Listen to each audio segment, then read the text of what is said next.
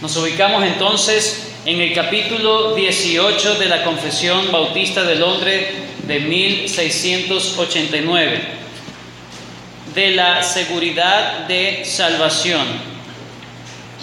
Recordemos que estamos en una sección que va desde el capítulo 14 hasta el capítulo 18, hablando de las virtudes que el hombre ejerce.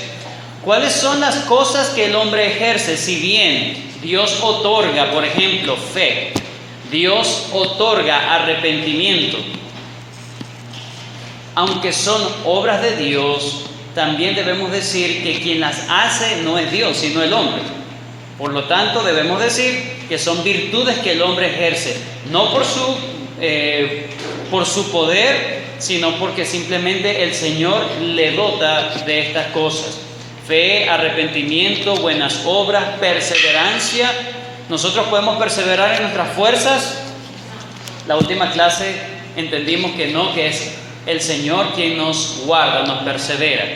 Y hoy vamos a hablar acerca de lo que es la seguridad de la fe. Es lo que nos va a hablar el capítulo 18.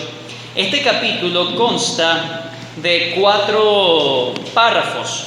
El primer párrafo nos va a hablar de la posibilidad de la seguridad. Es decir, ¿podemos o no podemos estar seguros que tenemos la vida eterna? Es la pregunta a contestar. La posibilidad de seguridad. Hemos dicho, hay fe verdadera y hay fe falsa. Hay arrepentimiento verdadero y hay arrepentimiento falso.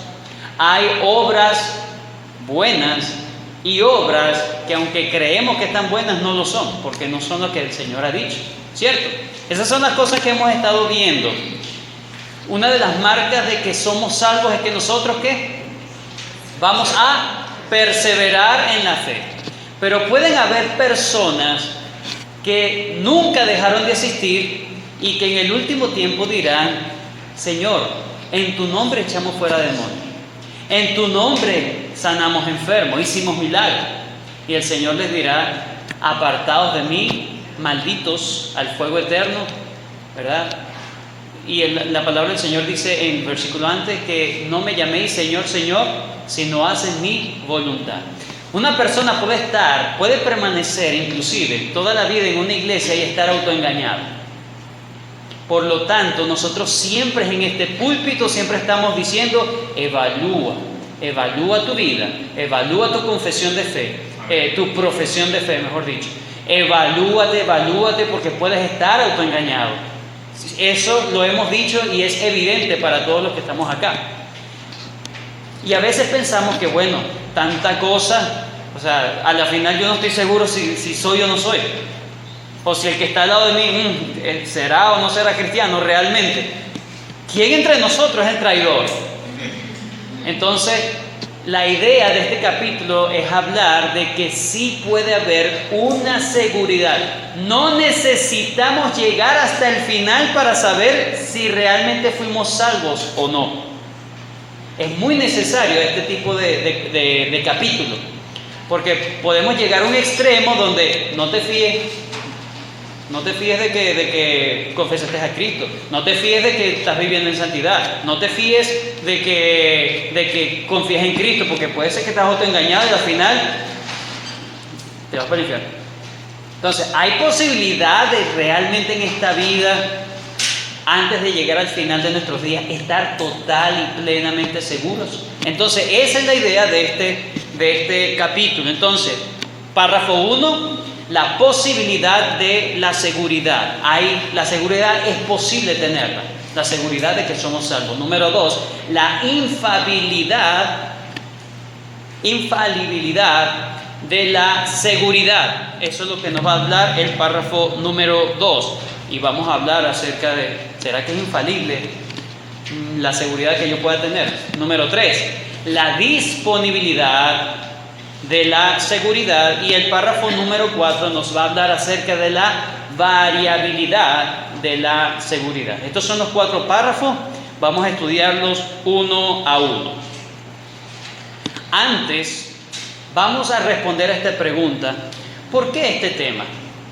¿Cuál es el enfoque de este tema? Aunque ya lo he dicho o he tratado de comunicarlo, la idea, para ya definir el asunto, no es tratar la seguridad de la fe salvadora. Hay una fe verdadera y hay una fe falsa. Ya nosotros hemos hablado del aspecto de la fe, ¿cierto? La fe verdadera, entonces da seguridad. Entonces, el asunto a responder no es la seguridad de la fe salvadora, sino la seguridad de poseer esa fe salvadora. ¿Ok? La seguridad de que yo realmente tengo esa fe salvadora. Como dice el pastor Sam Waldron, la seguridad de la gracia, la seguridad de la gracia y de la salvación no es la seguridad de que las promesas de Dios son verdad. No, yo sé que son verdad. Es la seguridad de que son nuestras. Es saber que nosotros mismos como individuos somos y seremos salvos. Somos salvos y seremos salvos. Entonces, realmente tú tienes esa fe salvadora. Es estar seguro de eso. Eso es lo que trata el capítulo. Porque dice, todo el que Padre me da, vendrá a mí. Y el que a mí viene, ¿qué dice? No le echo fuera. Juan 6:37. En Juan 10:27-28, mis ovejas oyen mi voz y yo las conozco y me siguen. Y yo les doy vida eterna y no perecerán jamás, ni nadie las arrebatará de mi mano. Mi Padre que me las dio es mayor que todos y nadie las puede arrebatar de la mano de mi Padre. ¿En dónde está la seguridad allí? De que si hemos llegado a Cristo, estamos en las manos del Padre. ¿Ok? Estamos en la mano del Padre. La pregunta es, ¿realmente estoy seguro que yo llegué a Cristo? Romanos, por quien también tenemos entrada por la fe a esta gracia en la cual estamos firmes y nos gloriamos en la esperanza de la gloria de Dios. Entonces, lo que el Señor promete lo cumple y eso es seguro. El asunto es, yo tengo la seguridad de que yo estoy allí. Trasfondo histórico. ¿Por qué este tema se ha incluido? Se incluyó, de hecho, es más semejante a la declaración de Savoy en este artículo. Trasfondo histórico del tema. Con respecto a este tema, hay al menos 2 errores que nuestros predecesores intentaron derribar, nuestros predecesores bautistas en el siglo XVII.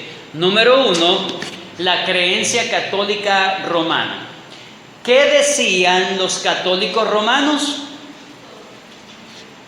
Es imposible en esta vida estar seguro de que vas al cielo. Es imposible.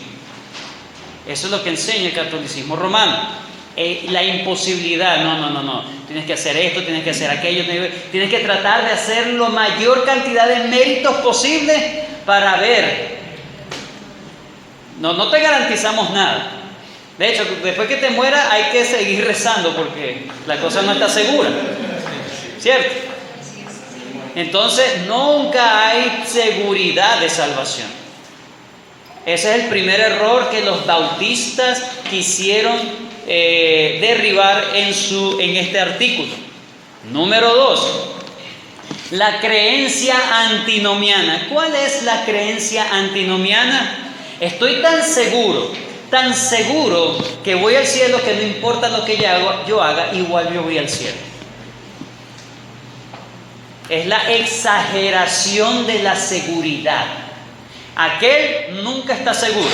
Y el otro extremo es que está demasiado seguro que puede vivir una vida impenitente, en inmoralidad, en pecados escandalosos, pero tranquilo, yo estoy seguro que voy al cielo. Estos 2 extremos es lo que trata de hacernos ver la seguridad de salvación, la seguridad de la gracia y de la salvación, de que eso realmente es nuestro. Ahora sí, párrafo número 1. La posibilidad de la seguridad. Voy a leerlo y lo explicamos. Aunque los creyentes que lo son por un tiempo y otras personas no regeneradas vanamente se engañen a sí mismos con esperanzas falsas y presunciones carnales de hallarse en el favor de Dios y en estado de salvación, pero la esperanza de ellos perecerá. Sin embargo, los que creen verdaderamente en el Señor Jesús y le aman con sinceridad, esforzándose por andar con toda buena conciencia delante de Él, pueden en esta vida estar absolutamente seguros de hallarse en el estado de gracia y pueden regocijarse en la esperanza de la gloria de Dios, y tal esperanza nunca les avergonzará. El punto aquí, como dice MacArthur, el punto no es que Dios garantice seguridad a todo el que diga que acepta a Cristo, sino que aquellos cuya fe es genuina probarán que su salvación es segura por perseverar hasta el final, hasta el fin del camino de justicia. Romanos 8:16. Este es un versículo muy usado en este asunto. El Espíritu mismo da testimonio a nuestro espíritu de que somos hijos de Dios. Pero si nosotros observamos un poco el contexto, vamos un poco al contexto de ese versículo. Romanos 8.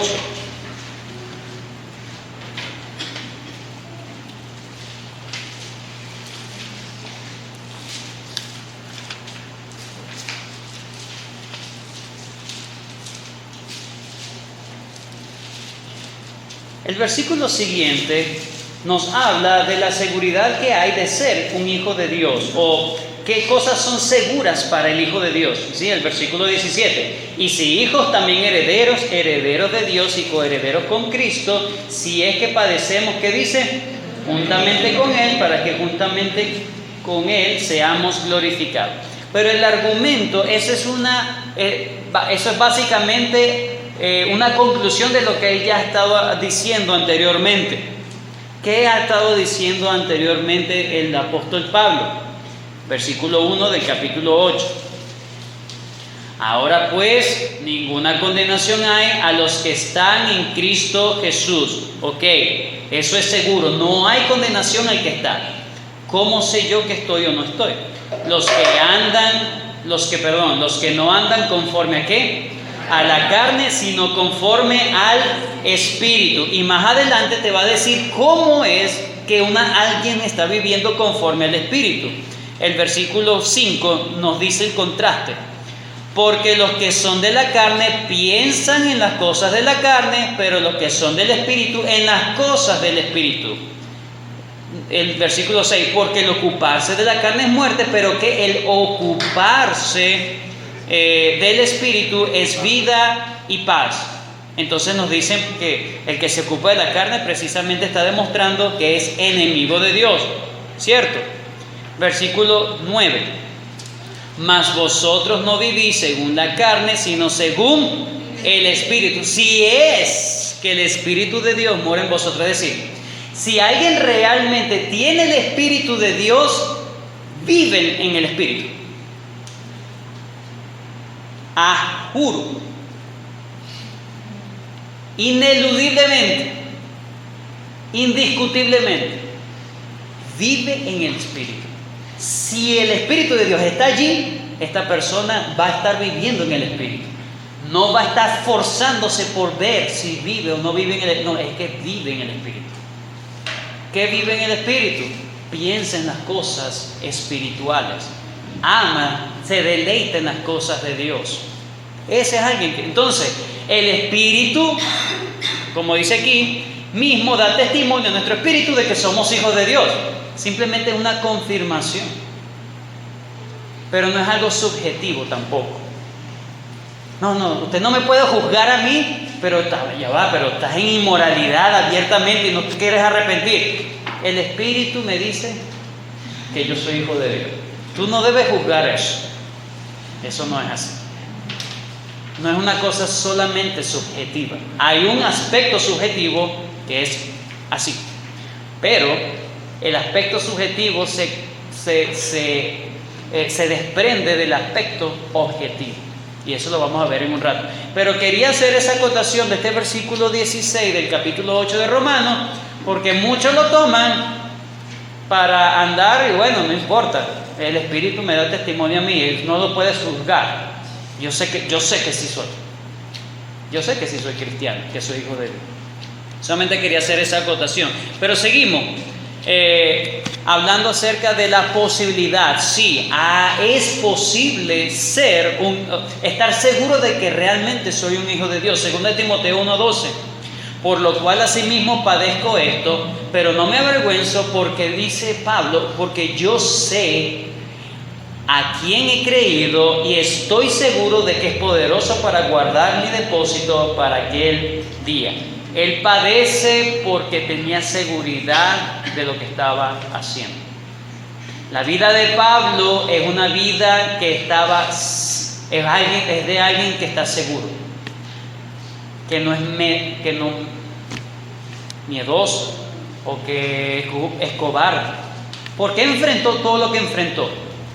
Porque estaba total y plenamente seguro. Entonces es posible estar seguro en esta vida de que eres hijo de Dios.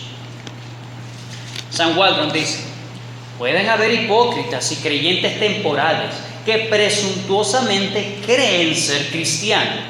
Debemos ser cautos, pero no debería hacernos escépticos. O sea que, es que ninguno es cristiano.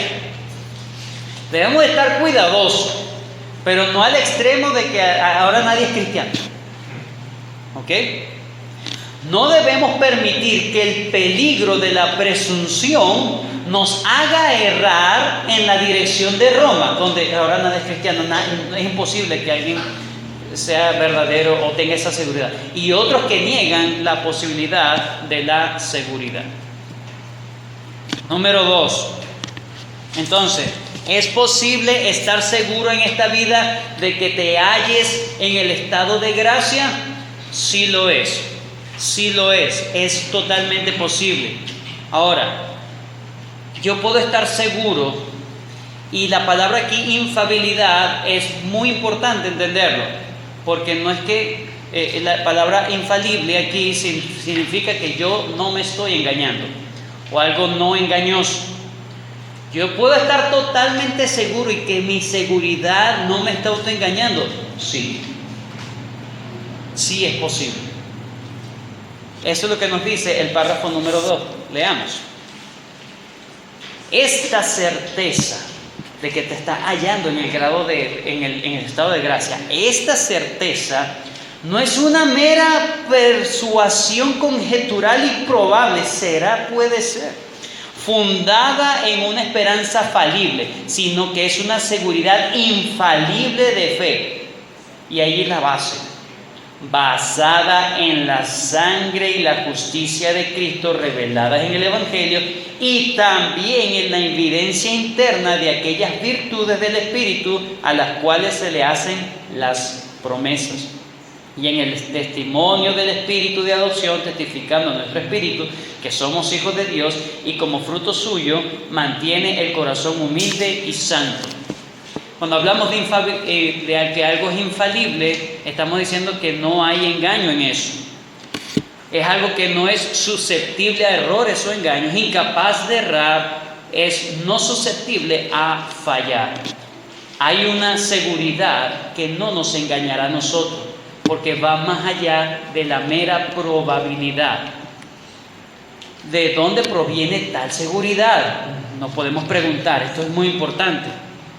¿De dónde se puede basar tal seguridad?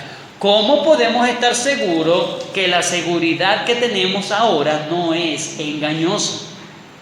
Porque ahí deberíamos temblar todos, ¿cierto? Estamos hablando de tu destino final. ¿De dónde proviene tal seguridad?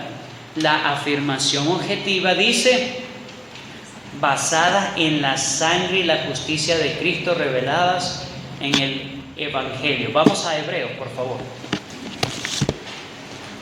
Es algo externo, fuera de mí, es algo objetivo. Hebreos capítulo 6.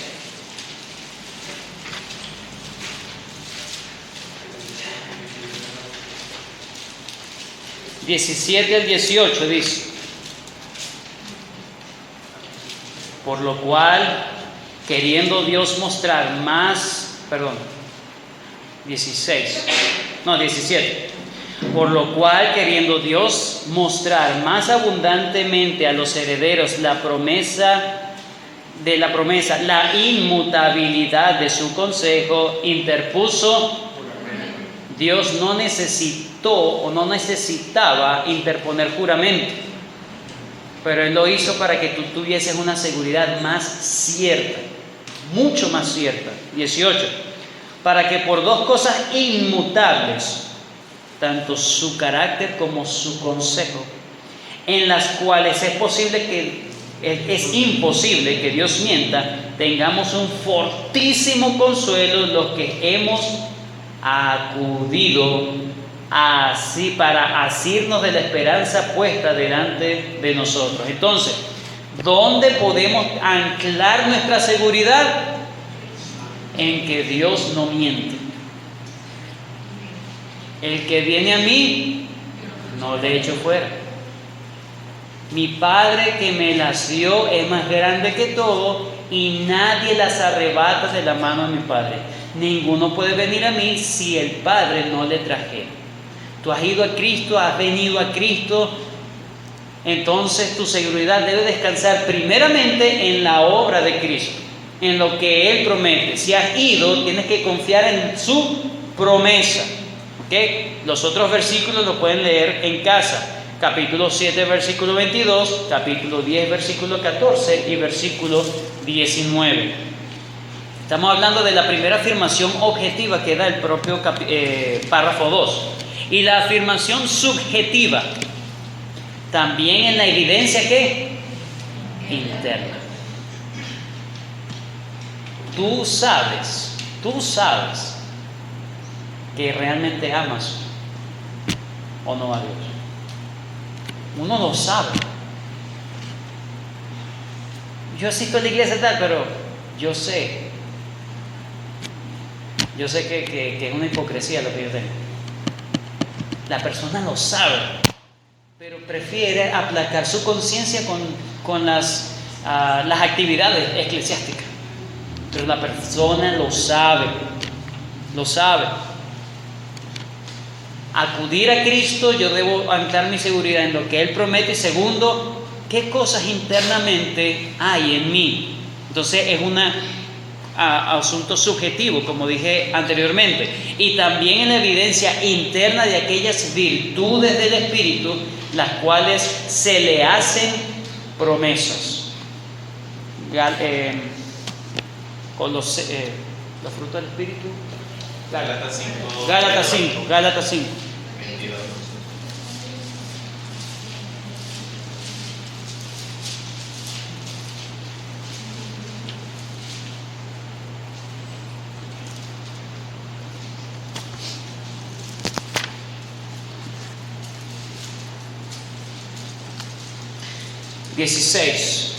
Gálatas 5:16. Digo pues, es el mismo tema de Romanos 8, ¿cierto? Andad en el Espíritu y no satisfagáis los deseos de la carne, porque los deseos de la carne es contra el Espíritu y el Espíritu contra la carne, y estos se ponen entre sí para que no hagáis lo que quisieres. Pero si sois guiados por el Espíritu, no estáis bajo la ley. Y manifiestas son las obras de la carne, que son adulterio, fornicación, inmundicia, lascivia, idolatría, hechicerías, enemistades, pleitos, celos, iras, contiendas, disensiones, herejías, envidias. Fíjense que hay algunas cosas que uno dice, bueno, son cosas externas, el adulterio. Pero el Señor dijo que ¿dónde comienza el adulterio? Del corazón. Entonces, no es solamente lo externo, es que viene del corazón. Manifiestas son las obras de la carne. Eso es lo que se evidencia, lo que hay adentro. Borracheras, orgías y cosas semejantes a estas, acerca de las cuales os amonesto, como yo les he dicho antes, que los que practican tales cosas no heredarán el reino de Dios. Mas el fruto del Espíritu no es andar en lascivia. Mas el fruto del Espíritu no es andar en borrachera o querer emborracharse. No es en eso. ¿Cuáles son? Amor, gozo. Estoy atribulado y estoy desesperado, me quiero matar, me quiero suicidar. Gozo, paciencia, benignidad, fe, mansedumbre, templanza. Esas son las evidencias internas. A esas evidencias es que Dios le promete las cosas. Entonces hay una cuestión objetiva, pero yo también hay una cuestión subjetiva. Realmente yo estoy experimentando eso. Entonces, si lo estoy experimentando, puedes estar totalmente seguro de que estás en el estado de gracia. Si no, si tú, bueno, por más que yo hago, no puedo salir. Lo más seguro, seguro de que no estás en el estado de gracia. Seguro. Entonces, ¿hay posibilidad de estar? Por supuesto. ¿Es infalible? Sí es infalible. ¿Por qué? Por las cosas externas, lo que el Señor promete en el Evangelio, y las cosas internas. El Espíritu mismo da testimonio a nuestro espíritu de que somos hijos de Dios. Un verdadero creyente se distingue por sus frutos. Su caminar es lo que le da a él seguridad. La fe salvadora da frutos, porque la fe no es una fe estéril. Santiago 2:14, hermanos míos, ¿de qué aprovechará si alguno dice que tiene fe y no tiene obras? ¿Podrá la fe salvarle? Muchos dicen, ya va, pero Santiago como que está en contra de la fe y hablaba de salvación por obra. No, está hablando de que la fe verdadera produce obras. Muéstrame tu fe sin tus obras y yo te mostraré mi fe por mis obras. ¿De qué te aprovechas si dices que tienes mucha fe y no tienes obra? ¿Esa fe te va a salvar? Esa fe es mentira, no obra. San Juan dice, nadie puede apropiarse de las promesas del Evangelio sin el conocimiento de cumplir sus condiciones: fe, arrepentimiento y las virtudes del Espíritu que fluyen de aquellas y manifiestan su autenticidad. Primera de Juan nos habla, es una carta cuyo objetivo es el siguiente. Es la carta, podemos decir que es la carta maestra para que nosotros podamos hacernos un escaneo completo de nuestra vida.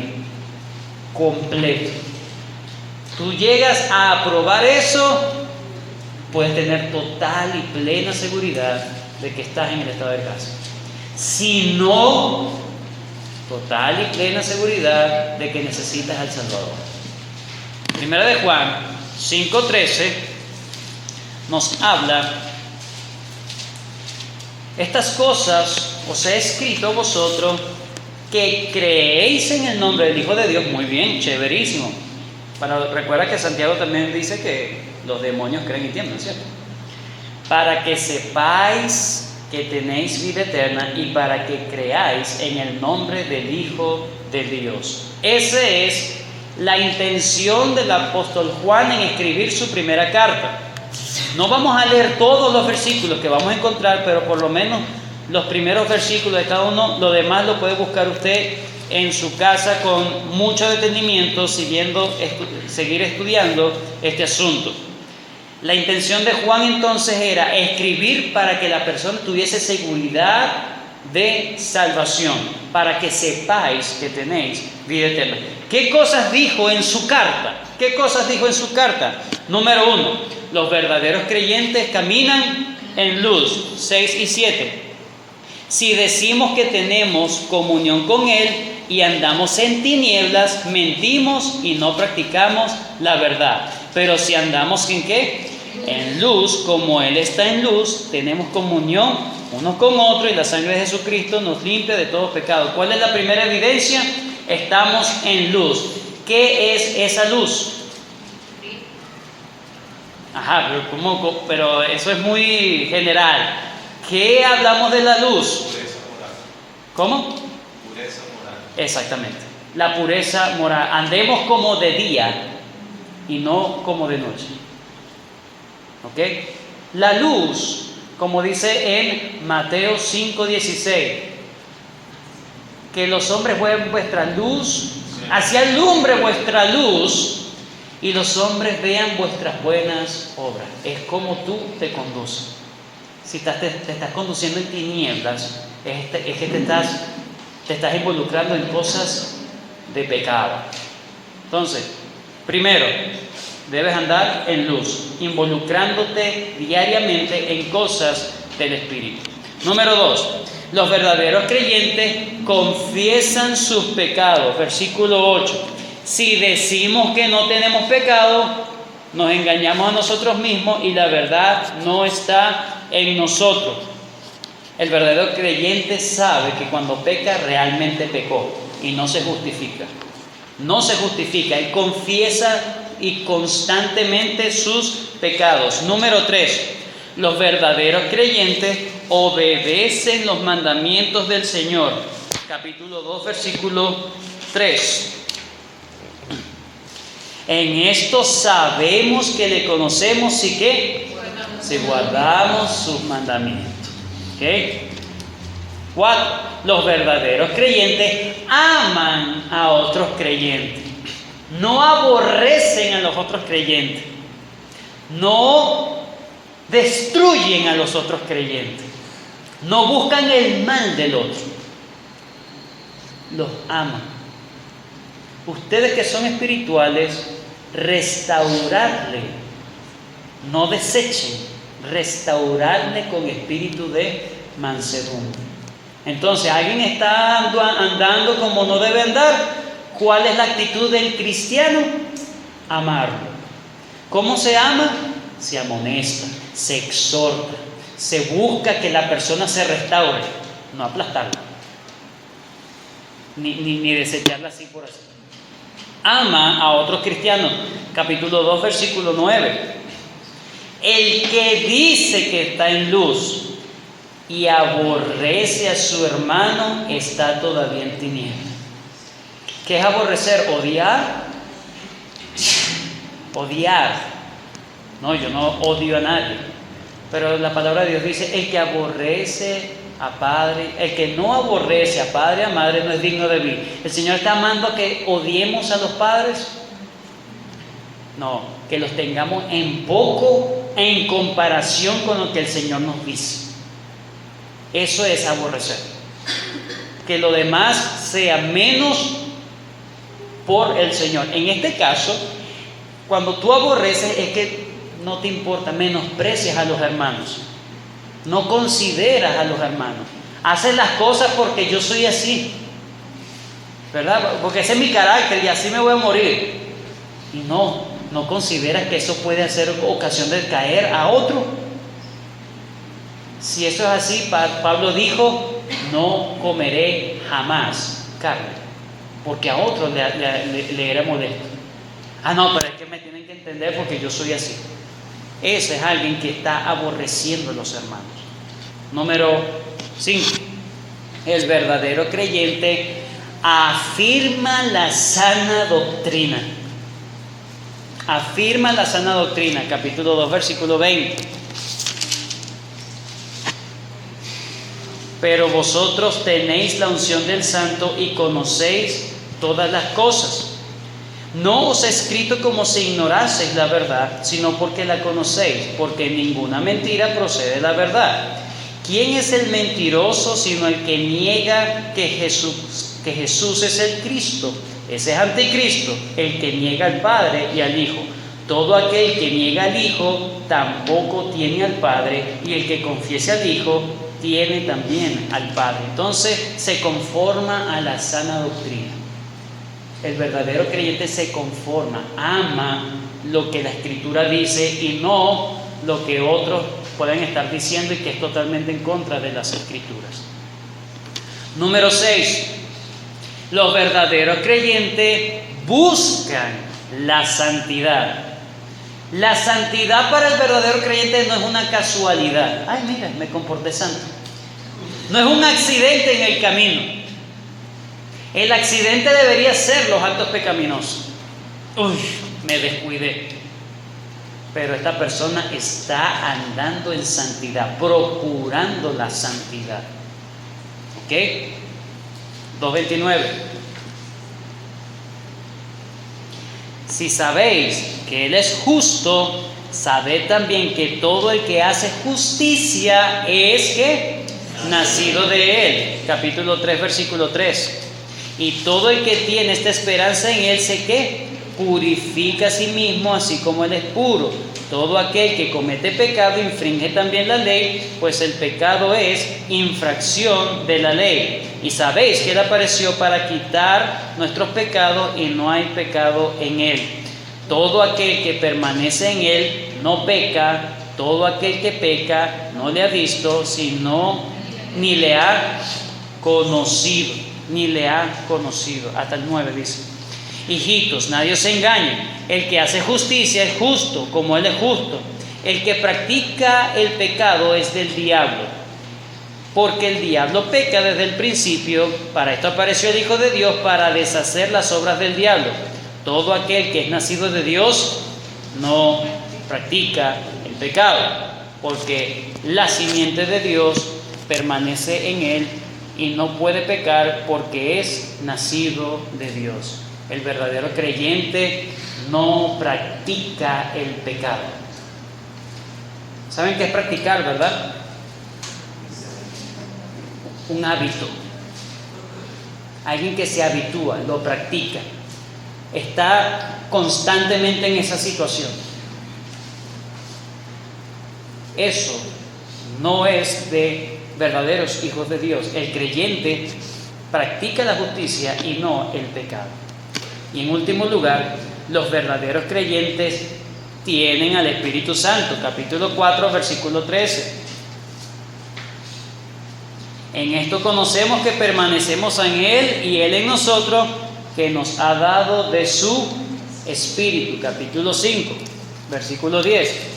El que cree en el Hijo de Dios tiene el testimonio en sí mismo, y el que no cree a Dios le ha hecho mentiroso, porque no ha creído en el testimonio que Dios ha dado acerca de su Hijo. Versículo 11. Y este es el testimonio, que Dios nos ha dado vida eterna, y esta vida está en su Hijo. No anoté el versículo que dice que la unción nos guía. Acerca de la unción. Vosotros también tenéis la unción. Capítulo 2.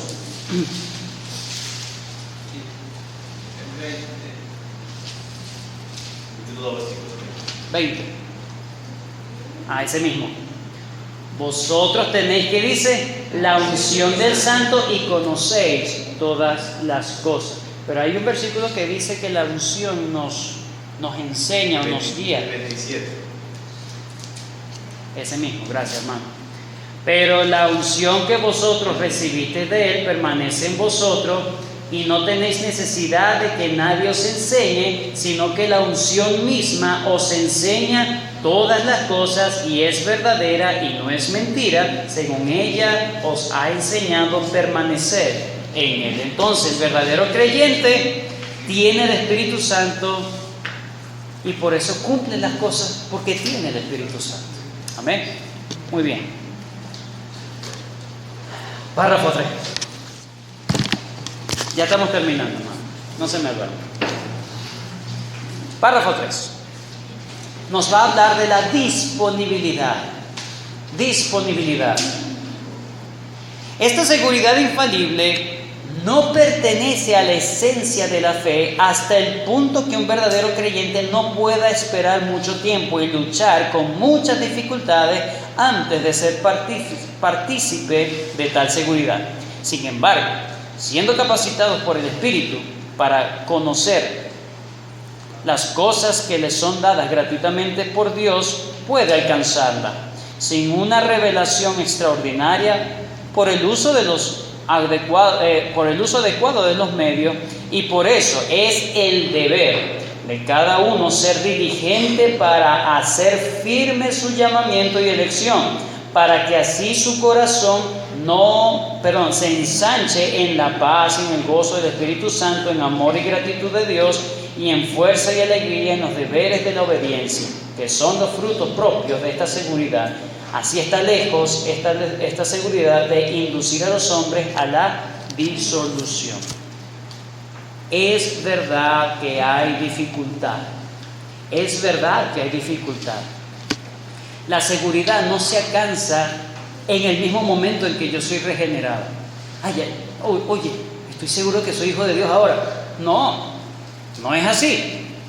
Aunque hay algunos que tardan en el camino por estar seguros de que están en el estado de gracia, algunos pueden tardar menos. ¿Ok? Pero aunque hayan dificultades, no quiere decir que no te halles en el estado de gracia. Pero siempre un verdadero hijo de Dios, tarde o temprano va a llegar a esa seguridad. Tarde o temprano va a tener esa seguridad en su vida. Puede ser que ahora no la tenga, pero no puede ser que hasta el final de tus días siempre estés inseguro de que vas al cielo. No puede ser. De que eres del Señor. Eso no es así. En algún u otro momento hay disponibilidad de eso. Hay una dificultad. Vamos a hablar acerca de esa dificultad. Pero cuando usted lee Hechos 16, 30 y 34, usted se dará cuenta de que en Filipo, en la ciudad de Filipo, el carcelero dice: varones, ¿qué debo hacer para ser salvo? Cree en el Señor Jesucristo y serás salvo tú y tu casa. Lo llevó el carcelero a Pablo. Dice que toda la casa creyó, se bautizaron y se regocijaron de haber recibido el Evangelio. Se regocijaron. Es decir, su seguridad ya estaba como que muy ligada al momento inclusive de su conversión. Muy cercana. No tuvieron mayor cantidad de tiempo para estar regocijados de que eran salvos. Pero no siempre es la experiencia de todo cristiano. Eso hay que entenderlo. Es una dificultad. Una dificultad porque hay una provisión que a veces a nosotros se nos olvida que el Señor la ha dado. Hay una disponibilidad para que tú puedas estar seguro. ¿Cuál es? El Espíritu y los medios de gracia. ¿Cuáles son los medios de gracia? Los nombramos. La oración, el estudio, lectura, meditación de la palabra, el culto colectivo, asistir a la iglesia, la exposición a la predicación fiel de la palabra de Dios, participar de las ordenanzas, cena del Señor y bautismo, y estar en comunión con otros cristianos. Esos medios nos ayudan a estar cada vez más seguros. Son medios de gracias que el Señor te ha dado. Por eso es que hablamos de que la seguridad es posible y está disponible. Solamente debemos verlo como un deber. Yo debo esforzarme por estar seguro. Debo esforzarme por estar seguro de estar en el estado de gracia. ¿Por qué? Porque es una consecuencia de la provisión divina. Vamos a buscar este versículo para ir cerrando este asunto aquí. Segunda de Pedro, capítulo 1, versículo 5.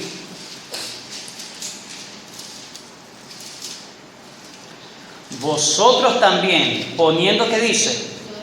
Toda diligencia. No esperes que las cosas te caigan del cielo, no.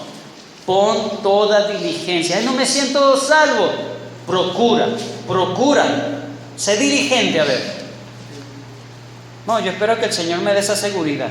Poniendo toda diligencia, por esto mismo, añadida vuestra, ¿qué? Vuestra fe, virtud. Y a la virtud, conocimiento. No esperes actuar siempre como Dios espera si no eres diligente en conocer la voluntad de Dios. No te va a salir así espontáneamente, hermano. ¿Cómo voy a reaccionar aquí? ¿Cómo voy a hablar aquí? ¿Cómo me voy a desenvolver en este asunto, en este problema? Bueno, Señor, ayúdame, ahí voy. No.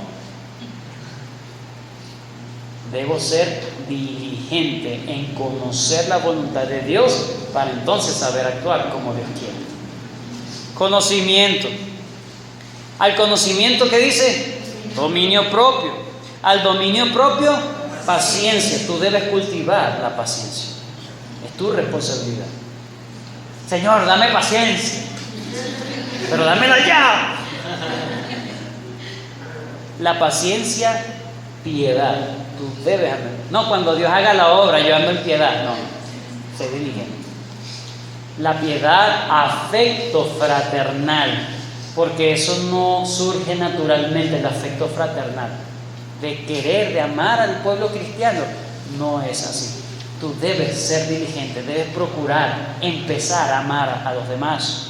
Dice afecto fraternal, amor, porque si estas cosas están en vosotros y abundan, no os dejarán estar ociosos ni sin fruto en cuanto al conocimiento de nuestro Señor Jesucristo. ¿Quién da el fruto? El Espíritu Santo. Pero aquí Pedro nos dice, si ustedes hacen, no estarán sin fruto. Dos caras de la misma moneda, hermano. Volvemos otra vez. Entonces, debemos ver que la seguridad es un deber de todo cristiano, procurar estar seguro de que realmente es cristiano, de que realmente es del pueblo de Dios. Variabilidad de la seguridad. Párrafo 4 para terminar. La seguridad de salvación de los verdaderos creyentes puede ser de diversas maneras, zarandeadas, disminuidas e interrumpidas, como por la negligencia en conservarla, una vez más, por caer en algún pecado especial que hiera la conciencia y contriste el espíritu, por alguna tentación repentina o vehemente, o por retirarles Dios la luz de su rostro, permitiendo aún que los que le temen, que caminen en tinieblas y no tengan luz. Sin embargo, nunca quedan destituidos de la simiente de Dios y de la vida de fe, de aquel amor de Cristo, de los hermanos, de aquella sinceridad de corazón y conciencia del deber, por los cuales, mediante la operación del Espíritu, esta seguridad puede ser revivida con el tiempo, y por los cuales, mientras tanto, los verdaderos creyentes son preservados de caer en total desesperación. ¿Por qué? ¿Por qué nuestra fe puede ser zarandeada, disminuida e interrumpida? ¿Pueden haber cristianos que en este momento pueden estar más seguros de su profesión de fe que otros? Sí, porque hay algunos que puede su fe estar zarandeada. Hay otros que su profesión de fe puede estar muy baja, su seguridad, perdón. Otros se ha interrumpido por algún pecado. Razones por eso: negligencia, lo que acabo de decir, que no echas manos de los medios de Dios. Por pecados en particular, porque te estás empezando a habituar a pecados, y eso obviamente tú dices, oye, pero ya va, un cristiano no debe estar viviendo así, entonces empieza a disminuir tu seguridad de que eres salvo. Porque hay una tentación repentina y ¡pum!, caíste. No me di cuenta, fui negligente, no velé, no oré.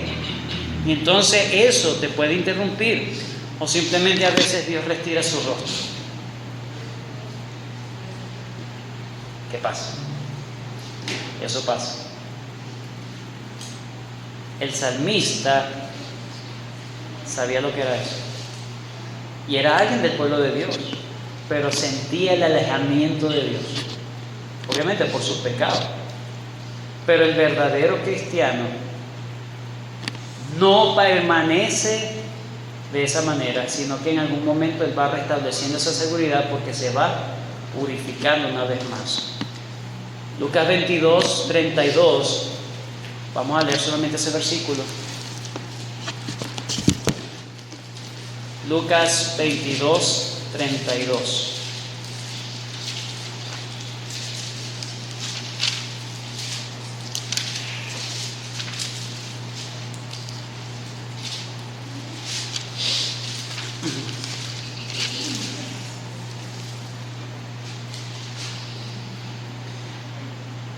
Pero yo he rogado por ti para que tu fe no falte. Y tú, una vez vuelto, confirma a tus hermanos. ¿Por qué nosotros volvemos? Podemos estar inmersos en cosas que no debemos estar y se nos pierde la seguridad de que somos hijos de Dios. Pero ¿por qué podemos volver? Porque tenemos un sumo sacerdote que está intercediendo en el cielo por nosotros, hermanos. Aunque el diablo nos haya pedido para zarandearlo y Dios le haya placido ser zarandeado, no es de nosotros. A veces a Dios le place que nosotros vivamos en situaciones oscuras.